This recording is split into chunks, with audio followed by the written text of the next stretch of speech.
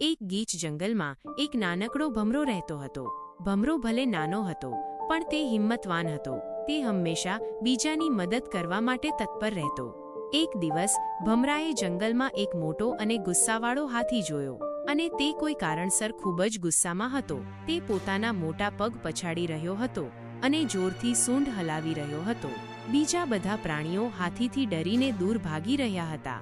ભમરાને હાથીની આવી હાલત જોઈને દુઃખ થયું. તેણે વિચાર્યું, આ હાથીને શું થયું હશે? મારે તેની મદદ કરવી જોઈએ. ભમરો ધીમે ધીમે હાથીની પાસે ગયો. બીજા પ્રાણીઓએ તેને રોકવાનો પ્રયત્ન કર્યો. અરે ભમરા, તું ક્યાં જાય છે? હાથી ખૂબ ગુસ્સામાં છે, તે તને કચડી નાખશે. પણ ભમરો ડર્યો નહીં. તે હાથીના પગ પાસે પહોંચ્યો અને નમ્રતાથી પૂછ્યું, હાથીભાઈ, શું થયું છે? તમે આટલા ગુસ્સામાં કેમ છો? હાથીએ પોતાની મોટી આંખોથી નાના ભમરાને જોયો. તેને નવાઈ લાગી કે આટલો નાનો જીવ તેની પાસે આવવાની હિંમત કેવી રીતે કરી શક્યો. ગુસ્સામાં તેણે કહ્યું, ચાલ ભાગ અહીંથી, નાના જીવ, મારો મૂડ ખરાબ છે. પણ ભમરો ખસ્યો નહીં. તેણે ફરીથી પૂછ્યું, પણ શું હું તમારી કોઈ મદદ કરી શકું છું? કદાચ હું તમારી તકલીફ ઓછી કરી શકું.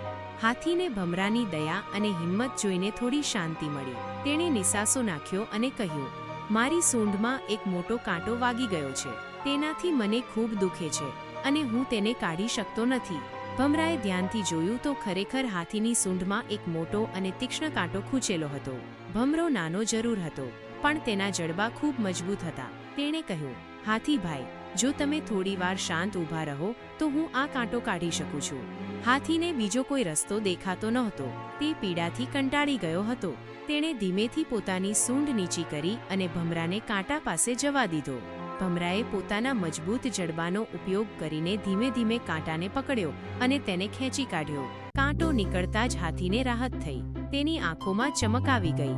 ઓ, આભાર, નાના મિત્ર, તે મારું દુઃખ દૂર કર્યું. હાથીએ પ્રેમથી કહ્યું. તેને પોતાની ભૂલ સમજાઈ કે તેણે નાના જીવને ઓછો આંક્યો હતો. બીજા બધા પ્રાણીઓ પણ આ જોઈને આશ્ચર્યચકિત થઈ ગયા. તેઓ ભમરાની બહાદુરી અને સમજદારીના વખાણ કરવા લાગ્યા. ત્યારથી હાથી અને ભમરો પાક્કા મિત્રો બની ગયા.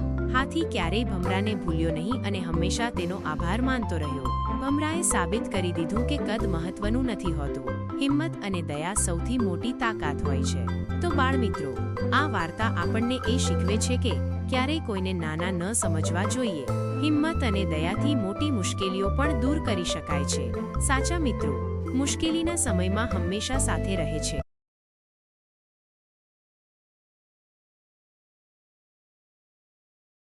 અમારી ચેનલ પર આવી જ અવનવી સાહસિક વાર્તાઓ આવતી હોય છે, જેની સૌથી પહેલા નોટિફિકેશન માટે અમારી ચેનલને સબસ્ક્રાઇબ કરો.